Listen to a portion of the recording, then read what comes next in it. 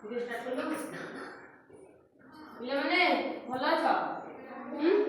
ସମସ୍ତେ ଭଲ ଅଛଟି? ସମସ୍ତେ ଖାଇଛ? ପାଠ ପଢିବା ପାଇଁ ପ୍ରସ୍ତୁତ ହେଇକି ଆସିଛ ନାଇଁ? ଆଜି ତମେ ପାଠ ପଢିବା ପାଇଁ ପ୍ରସ୍ତୁତ ହେଇକି ଆସିଛ ଘରକୁ। ଆଉ ଆଜି ଆମେ ପୂର୍ବ କ୍ଲାସରେ ପଢିଥିଲେ ଅ ଠାରୁ ଅ ପର୍ଯ୍ୟନ୍ତ ମୁଁ ତମକୁ କୋଉଥିରେ ଗୀତ ମାଧ୍ୟମରେ ଶିଖେଇଥିଲି। ଅ ଠାରୁ ଅ ଯାଏ ତମେ ଗୀତ ଦ୍ୱାରା ଶିଖିନଥିଲ, ମୁଁ ତମକୁ ଗୀତ ମାଧ୍ୟମରେ ଅ ଠାରୁ ଅ ପର୍ଯ୍ୟନ୍ତ ମୁଁ ଶିଖେଇଥିଲି। ସେଇ ଅ ଠାରୁ ଅ ପର୍ଯ୍ୟନ୍ତ କଣ କରିବା ନା ଆମେ ଆଜି କଳାପଟାରେ ଲେଖା ହେଇଥିବା ଅ ଠାରୁ ଅ ପର୍ଯ୍ୟନ୍ତ ବର୍ଣ୍ଣର ଶବ୍ଦ ଶିଖିବା ହେଲା। ଅ ରେ କେତୋଟି ଶବ୍ଦ, ଆ ରେ କେତୋଟି ଶବ୍ଦ, ରେ କେତୋଟି ଶବ୍ଦ, ଦୀର୍ଘରେ ଏଇଭଳି ଭାବେ ଅ ପର୍ଯ୍ୟନ୍ତ ଆମେ ଶବ୍ଦ ସମସ୍ତେ ଶିଖିବା।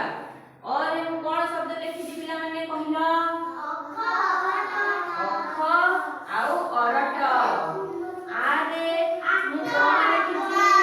ନା ଆତ ଆଉ ଆଗ। ଇ ରେ କଣ ଲେଖିଛି? ଇଟା ଆଉ ଇନ୍ଦ୍ର। ଦୀର୍ଘରେ କଣ ଲେଖିଛି? ଈଶ୍ୱର ଆଉ ଈଶ୍ୱର। ହର୍ଷରେ କଣ ଲେଖିଛି? ଉଇ ଆଉ ଉଖାଳ। ଦୀର୍ଘରେ କଣ ଲେଖିଛି? ଉଣା। ରୁରେ କଣ ଅଛି? ଋଣ ଆଉ ଋଷି। ଏରେ କଣ ଲେଖିଛି? ଏକ। ଅଇରେ କଣ ଲେଖିଛି? ଐରାବତ। ଐରାବତ ଦେଖିଛ?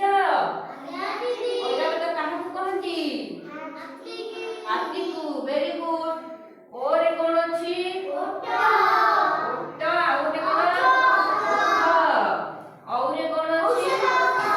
ଔଷଧ। ସେଇଭଳି ତୁମେ ମାନେ କହିପାରିବ କି ଅରେ ଆଉ କେଉଁ ଶବ୍ଦ ହେଇପାରିବ?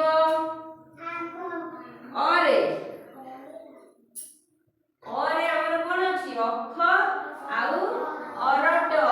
ଅରେ ଆଉ କଣ ହେଇପାରିବ? ଅନେକ। ଅନେକ।